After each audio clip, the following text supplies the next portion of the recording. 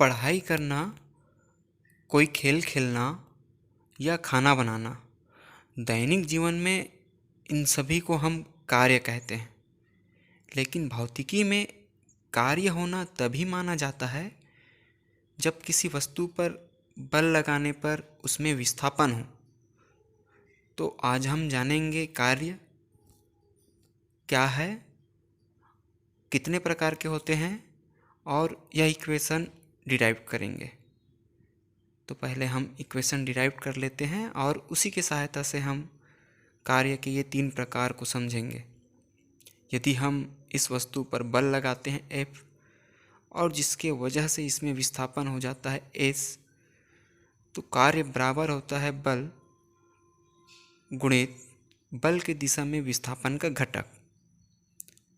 तो बल है F और बल की दिशा में विस्थापन का घटक है यहाँ S cos थीटा। तो W is equal to F S cos theta, या इसको हम लिख सकते हैं W is equal to F S का दिस गुणनफल।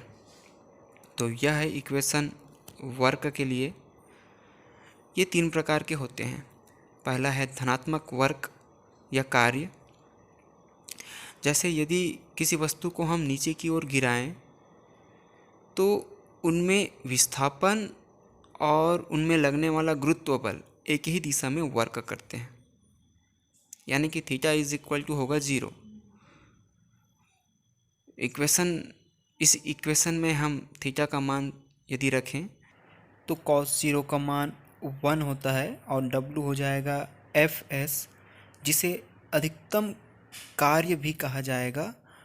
और इसी प्रकार से यदि थीटा का मान 90 से कम हो, यानी कि न्यून कोण हो, यानी कि बल और विस्थापन के बीच कोण न्यून कोण हो, तो सभी कार्य धनात्मक कार्य कहलाएंगे।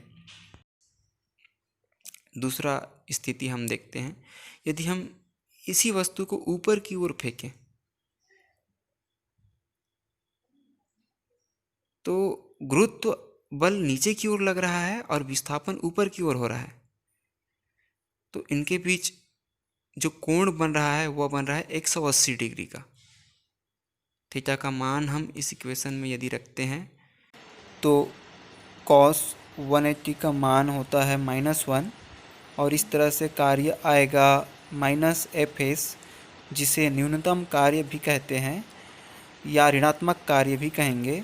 और इस तरह से बल और विस्थापन के बीच यदि अधिक कोण बने तो कार्य ऋणात्मक कार्य होगा। एक दूसरा स्थिति देखते हैं।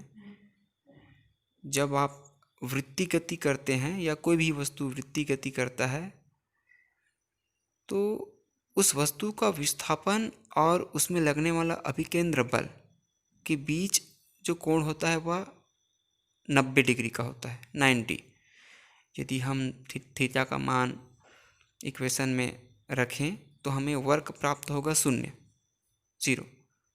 तो इस तरह से बल और विस्थापन के बीच का कोण यदि 90 अंश का हो तो हम कार्य को शून्य कार्य कहते हैं।